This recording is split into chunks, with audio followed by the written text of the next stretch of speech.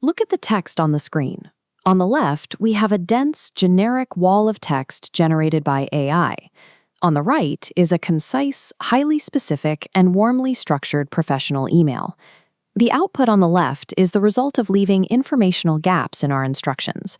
When we fail to specify who is speaking, who is listening, and how the message should sound, the system defaults to a robotic, artificial voice. To fix this, treat every prompt as a production brief.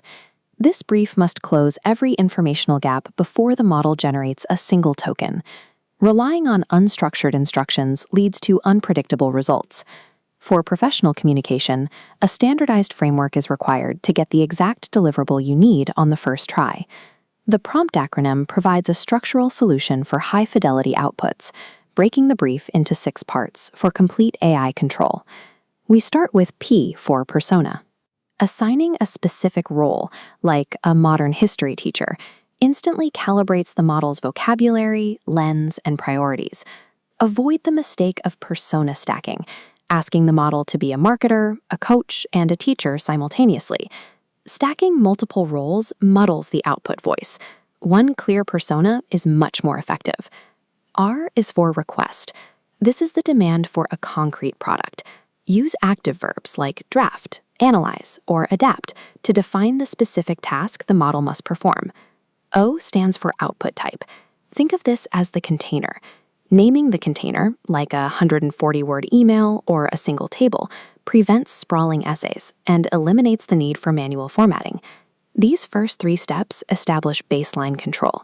They dictate who is speaking, what they are doing, and the exact physical shape the final answer will take.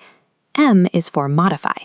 This is where you set strict constraints and guardrails, such as no jargon, no grades, or specific syllabus codes. The second P, provide an example, is the most effective way to anchor the AI. Providing a small snippet of reference text gives the model a target standard of quality.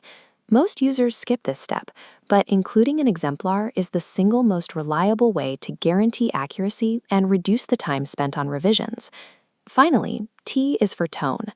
Consider the adjectives you would use to describe a message to school administration versus a handout for Year 7 students. Specifying terms like warm, professional, or no fluff removes the artificial AI vibe.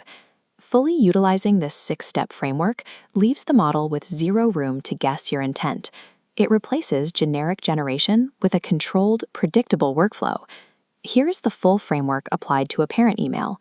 By locking in a pastoral care persona, a 4-paragraph container, and a warm tone modifier, we produce a message that is professional and concise without any academic jargon. The same logic applies to classroom resources.